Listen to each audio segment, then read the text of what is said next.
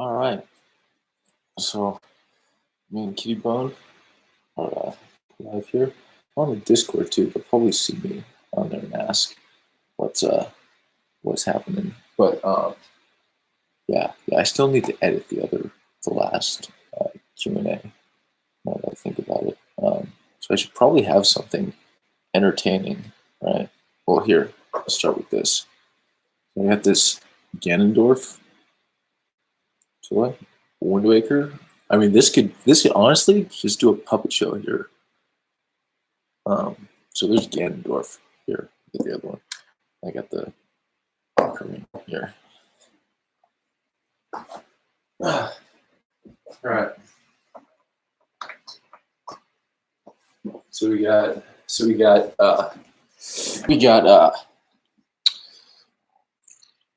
this guy from whatever Zelda. You want to put in the chat? All right, you put in the chat what Zelda these are from. You win. Nothing, but you win. And then her, then Link somewhere. But yeah, here. People who just showed up. Boom. Let's see. Oh, she has a thing for Ganon. Oh, this is the side of Wind Waker you didn't see. Right? This is extra content. Too dark to see figurines. Thank you. Let's see. Oh, well, that's not better. Yeah, let's see. Now I got a here.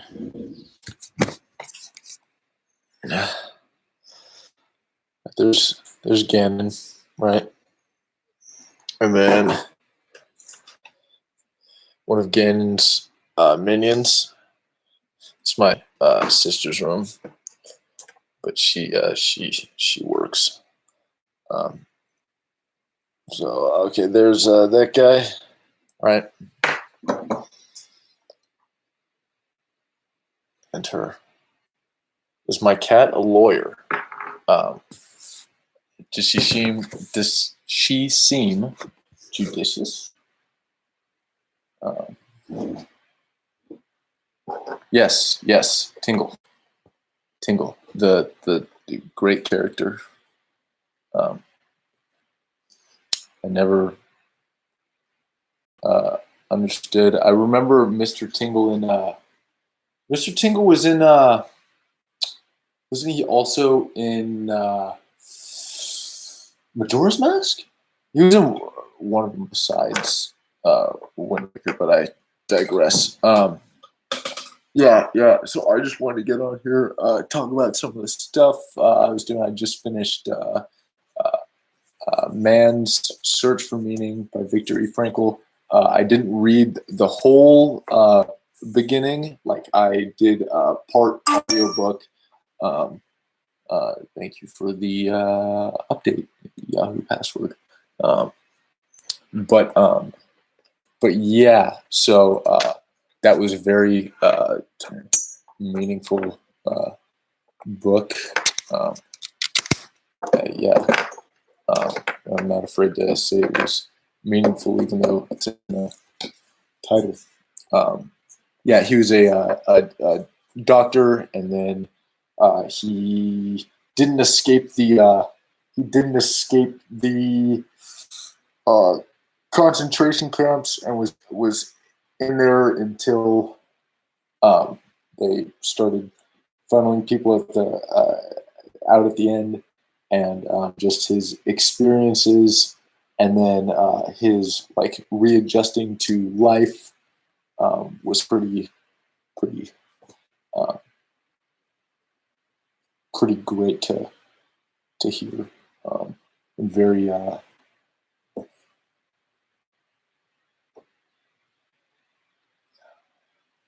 edifying. Yeah, that's the right word. Just a very and it's definitely complementary to things I've been like trying to learn. but yeah. Uh, so what else? Yeah, trying to. Yeah, it's just. I guess it's one of those books that just like sticks with you.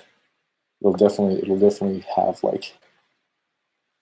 I already know I'll be going through something, and the book will have something to say. Hopefully I don't. It's like you're going to go through things, but hopefully not too soon. It's good to stay uh, on top of things, but yeah, stuff happens. What else? What do we got? I got a bunch of. Okay, all right, Shane. On uh, topic in other news, I've been on the Discord, not mostly just trying to friendships. I mean, I'm most trying to like I'm not super uh, keeping up with like the. No, I am hearing the conversations that are happening, and but I think I'm more just to be to be you know entertained, um, but yeah. So I don't know. So the Discord stuff's been. I mean, it's been cool still, like talking to people and doing more. Um,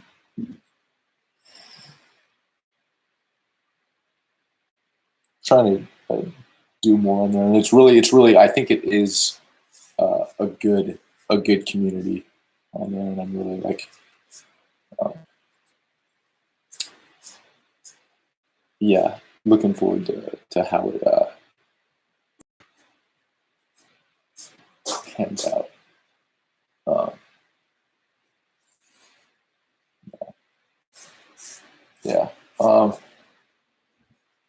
I want to do more interviews also, but I've yeah, got plenty. Not too worried, but yeah. So I'm at 8. Wow, that was only 8 minutes.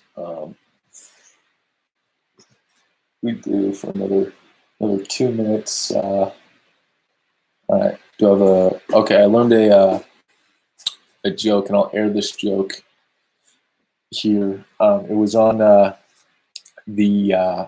show. It was on the show Bad Friends. Okay, so there's this guy, right? Or there's this kid. And this kid's jumping up and down, and he's jumping up and down on top of this box, right? Saying 16. He jumps up again, 16, 16, and then this old guy walks by, and he's like, "What are you doing, kid?"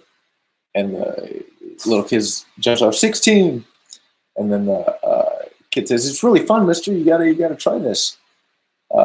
He's like, "It doesn't look very fun." It's like, "It's something you just gotta try it." And the old man's like, "Okay." So the old man goes, jumps on top of the box, and jumps up, says 16, and then the kid moves the box. There's a manhole. He drops into the manhole. Kid puts the box back on the manhole, jumps up, and says 17. Because he,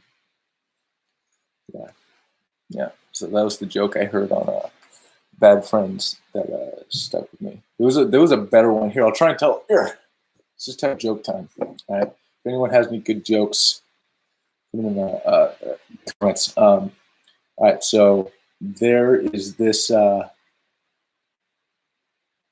There's this magician, right? And this magician is doing his act. And he says, "I need." He does like your basic basic stuff, and he says, I need someone from the audience. So he sees this big burly guy in the audience, and he says, he sees this big burly guy. And he's like, oh, that guy will be perfect. So he says, come up on stage. And the big burly guy comes up on stage, and the magician says to him, all right, here, take this baseball bat and this metal baseball bat, and I want you to swing it as hard as you can at my head, at my face. And the big burly guy's like, I could hurt you. This could end. You could die. And the magician's like, I'm an expert. Don't worry about me. So the big burly guy's like, okay. So he chokes up on the bat, takes it back, and swings as hard as he can. Hits him right in the forehead. And you see the magician's head split. Blood starts coming out. And the magician, his eyes roll back, and the magician falls over. And then the ambulance come, and it's pretty much a disaster. Goes to the hospital, and the big burly guy can't like live with himself, and so they basically put the magician on life support. He's knocked out in a coma. Big burly guy goes, visits him in the hospital, and doesn't leave his bedside because he feels awful. And he's there every day. He doesn't leave. He doesn't leave for a year. Every day for a year. The doctor comes in and he says, "Okay, we have to take him off life support. Not working. He's not showing." All of a sudden, you see the magician's pinky start to move. Magician's pinky starts moving. And the big burly guy says, "Look, Doc, look." And the doctor says, "I guess that's a sign. We'll keep him alive. Keep him alive." Month goes by, and the doctor comes in and he says, "I know his finger's moving, but that's not enough. We have to take him off life support. That's not a sign that he's alive." And big burly, and then the magician's other pinky starts to move. He says, "Look, his other pinky." And the doctor is like, "Okay, I guess that's something." Next month, doctor comes in, another finger starts moving, and they keep him alive. For the months go by, same deal, right? All the fingers are moving, and the doctor comes in. He says, "I know his fingers are moving, right? That's not a sign anymore. I can't do it. I can't keep him alive." And you see the magician, his eyes slowly open, and the big burly guy says, "Look!" And the magician looks over at the burly guy and the doctor and says, "Ta-da!" So that's the joke.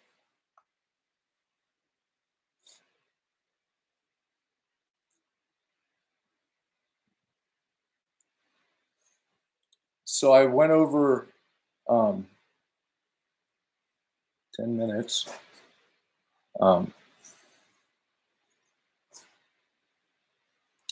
So that was a joke I heard again on Bad Friends.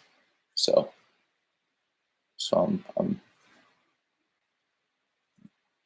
I'm glad Adela liked it. Yeah. I don't know if she liked it, but she put LOL. So that's good enough for my self-esteem. Yeah. I actually really like that joke. But yeah, so we so far we looked at my dolls. We went over some stuff that I think I learned from Man's Search for Meaning, and we we told some jokes, so I don't know what else to do at the moment. I mean, I can always like here.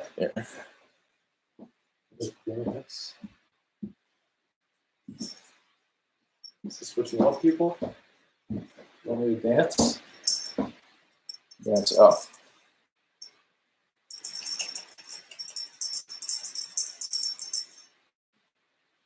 Let's see that.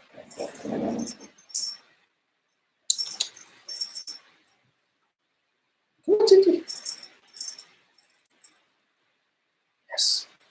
Yes. Give the people the goods.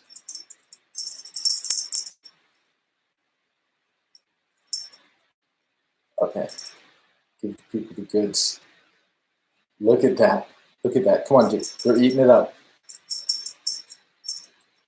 That's all they want.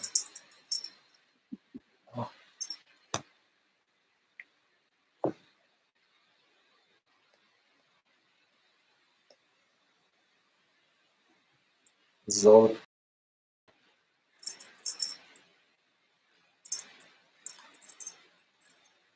They're in pandemic, Cat. They need you.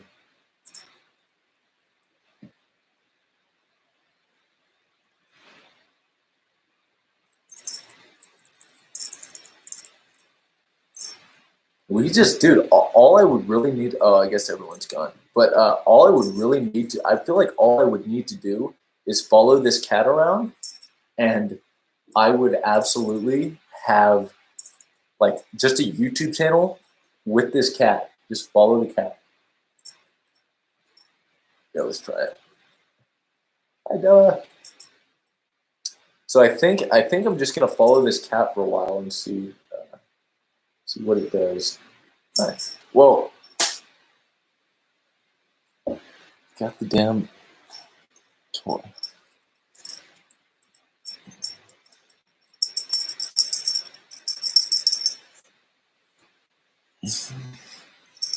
Let's see. Oh.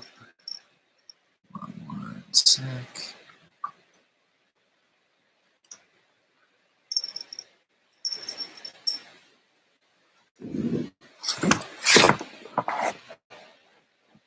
The cat's name. Well, I don't know if she wants to. Good. Good. Thank you, Adela, for being here. How are you doing?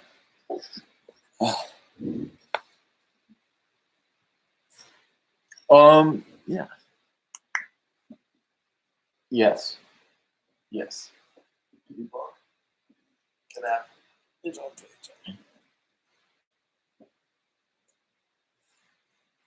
I swear, I project so much of myself onto this cat. Okay, so the cat's name is Ginger, or it's actually Gingy, like Ginger. Um, but I don't know if Ginger's comfortable with that information being public, so I might edit it. But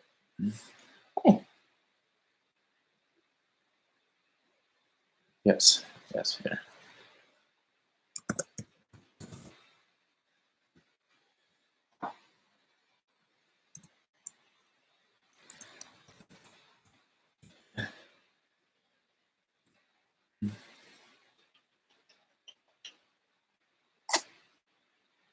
Yeah.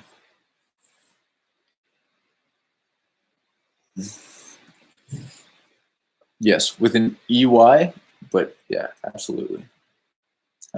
She's quite like she's super yeah, no doubt. She's super like just loving. Like I don't think I've ever seen a cat this loving.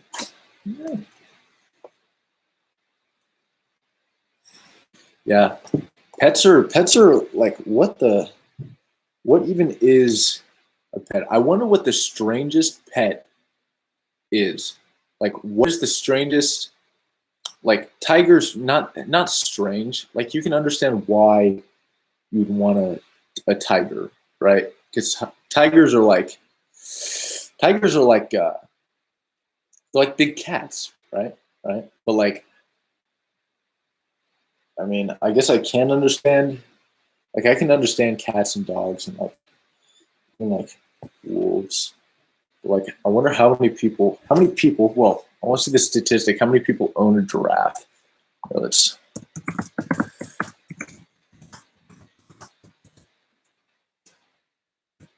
Okay. So, exotic animals for sale.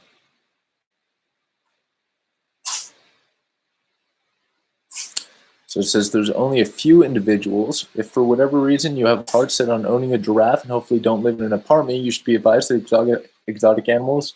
There are some states that either outright prohibit their ownership or seriously restrict them. Okay. So it's giving me overview of giraffes. First thing you should know about owning a giraffe is that even getting one is very difficult. There are only 20 breeders in the United States who offer giraffes, and most will only do business with zoos and other institutions. So you didn't need to know that, but now you know. There's 350 giraffes in the United States, which is actually more than I would have expected. But okay, so they're 40,000 to 80,000. So that's my idea of a crazy animal to own. Um, yeah, I guess a hedgehog would be kind of crazy too.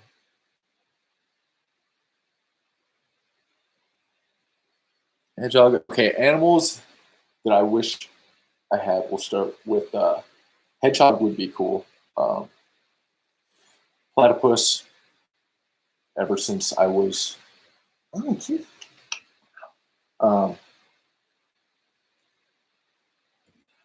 a cheetah, but that would be. I don't want an animal that if it decided it could uh, like a dangerous animal that could outrun me. I'm not sure that I would. Like dogs can outrun me, but giraffes like huge hearts, huge hearts. That's yeah. You never hear of like you don't see giraffes on even on spoof like funny pages, right? You don't see giraffes doing like mean things to, to humans or like other animals. At least I haven't. I don't know. There could be. Um,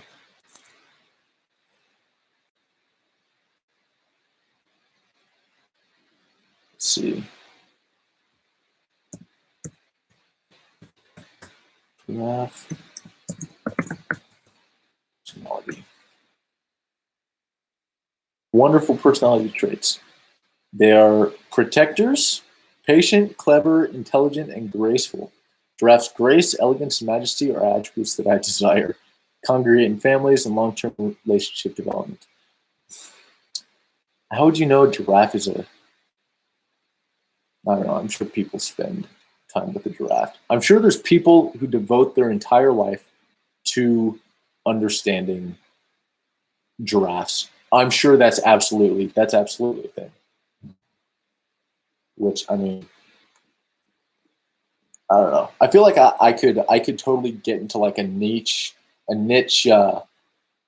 know, I could totally have a niche interest like oh, I'm just going to learn about giraffes for the rest of my life. Like I feel like that could be me in the right space. But yeah, enough about me and my newfound interest in giraffes? What are you guys up to? I mean, I could only just learn about giraffes, but I feel like me and giraffes have like really known each other for a long time. I don't know if you guys ever did the Patronum, finding out what your Patronus is on Wizarding World. Mine was a Bernard, Saint Bernard, the animal. Yes. Dell says, I can move there, then into other animals. Yeah. I think I'll really like dive into that one, giraffes, and then let's go. And then I'll that's giraffes. Yeah.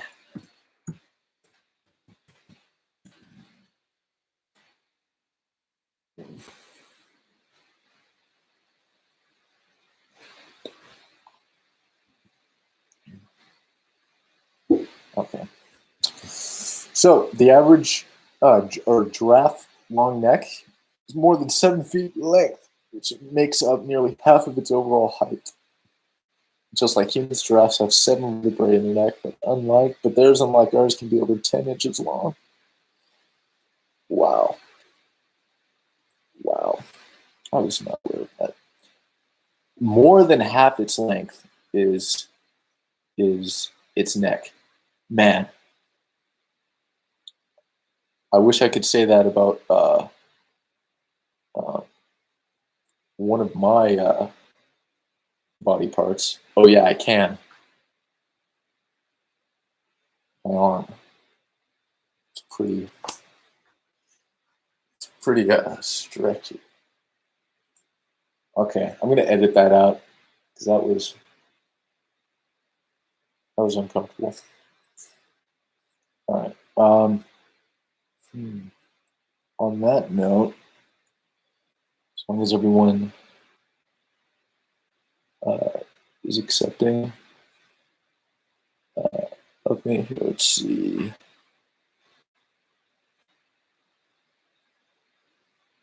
The giraffe personality.